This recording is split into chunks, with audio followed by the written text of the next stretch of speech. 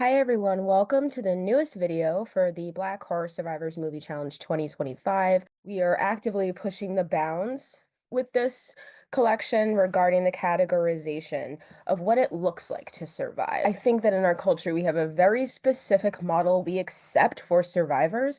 This year is a tribute to those who exemplify the act of living as a response to inequity. So let's get into it. This is a piece of cultural history as much as or more than it is film history. It's definitely revolutionary for film in terms of the technicalities of it, the way that we're exploring our views with the camera, the way that we are exploring the audience's relationship to the camera. What happens in Spider Baby in 1967 is clearly of influence in years to come for horror films, especially slasher films. You can sort of see that same advancement in how we use the camera and how the camera suddenly becomes almost human.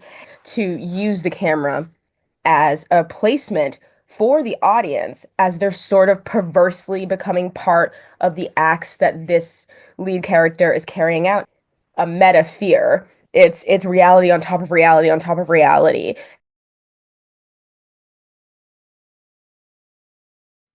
Let's take a retroactive view so we can see firsthand what precipitated the film's release and what inevitably followed in its aftermath.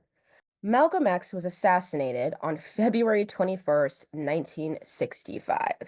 He's now laying on the stage. My agent tells me that he has been shot twice and that he is still alive, but feebly. I saw people crawling on the floor, and so I got down too. On March 7th, 1965, 600 people demonstrating in the Selma to Montgomery March, and they were protesting the killing of a civil rights leader, Jimmy Lee Jackson. We have to demand it, and we have to force it, and we cannot wait for someone to hand it to us. So the world as we know it before the release of Spider Baby was marked with turmoil and unrest and betrayal and performative change.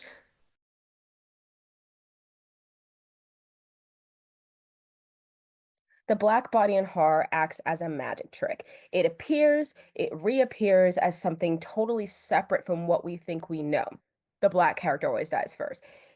That was not a real concept prior to 1967. It just wasn't a concept. There was no reason to interpersonally identify a black body as something other than what the film used it for. There was no context for that. There was no understanding for that. The film industry was actually doing a great job of teaching us about the complexities and the nuances and the depth and breadth of existence for the black body because there's a black horror film industry. All the way back to 1915, we have horror films with full black casts. So this is what I mean about creating a false reality. So what's the point of saying a black character always dies first in a film like The Undertaker's Daughter, where everyone in the movie is black? Black people are creating their own industry of horror films that speak to their experiences, that make space. There aren't a lot of dynamically written black horror characters to a certain degree in some eras because it wasn't necessary. The point of the black body was not to open up avenues of discussion of what that character's life and experience might be. They were meant to ground the film in reality as much as possible. And with horror films, those moments where you're able to ground reality and somebody watching the film can connect, those are 99.9% of the reasons that people are even affected by horror films.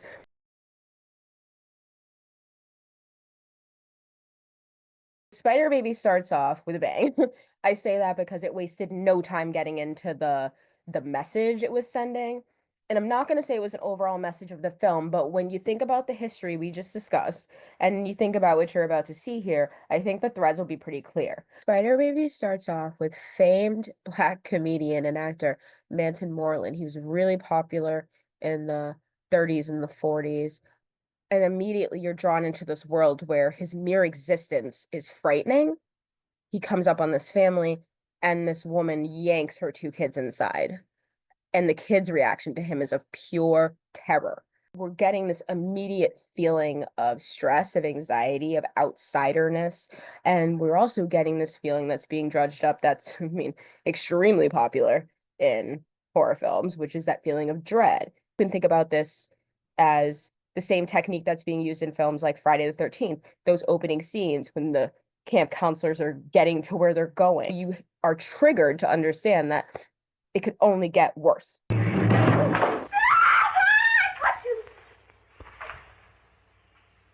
cut you. I caught a big fat bug right in my spider web. And now the spider gets to give the bug a big sting. Throws a net over him. First 15 minutes and then slashes him to death.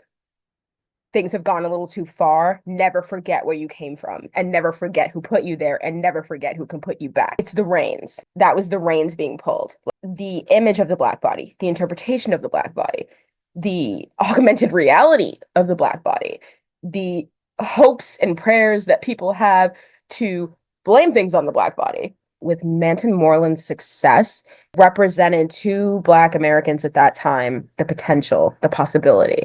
And so that was an effort, or at least symbolically existed as an effort to suppress that possibility.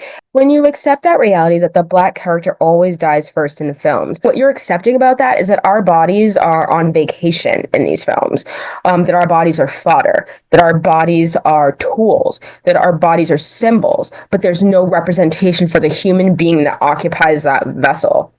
And it can be an actual stripping of humanity, a strong one, when you only acknowledge the presence of the Black body and the presence of the body that subjugated it.